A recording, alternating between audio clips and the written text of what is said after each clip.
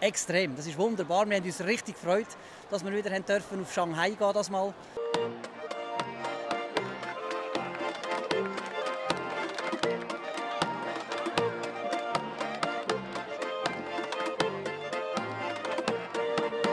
Ja, wir sind natürlich alle nicht mehr 20, wir haben auch schon ein bisschen Erfahrung. Wir haben schon alles 5 vorne dran.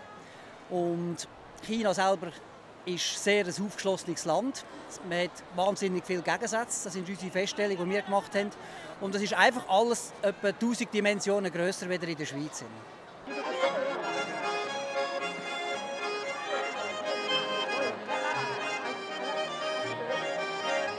Wir heissen Schweizer Örgeli Trio Spätzünder mit dem Sebi am Bass. Also am Bass ist der Sebi Grätzer. Dann zu meiner Linken ist sein Bruder, der Hans-Jörg Grätzer. Dann besteht unsere Formation noch aus dem Hans Suter und aus meiner Wenigkeit Walter Ulrich. Oder Wedi.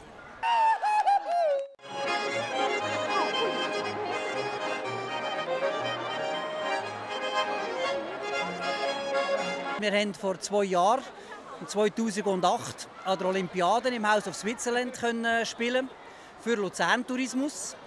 Und dann haben wir natürlich einen riesen Erfolg dort. Die Chinesen haben auch fantastisch mitgemacht.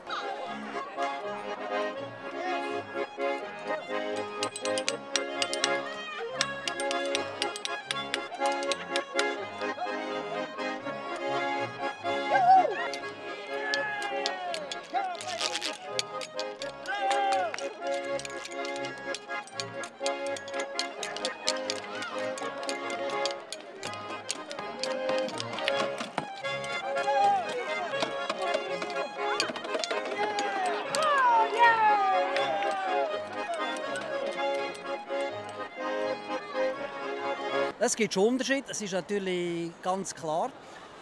Wir haben auch in der Schweiz haben wir manchmal auch Anlässe, die je nach Gesellschaft halt nicht so funktionieren. Aber wenn die Leute mitmachen, ist eigentlich gleich, welche Nationalität. Sie haben Freude, Musik verbindet, Musik macht immer Freude. Und das ist Spass und das merkt man auch, die Leute haben Freude und machen mit.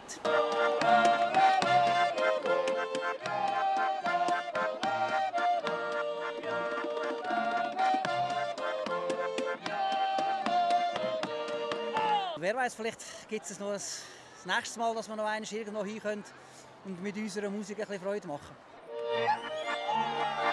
Sehr gut.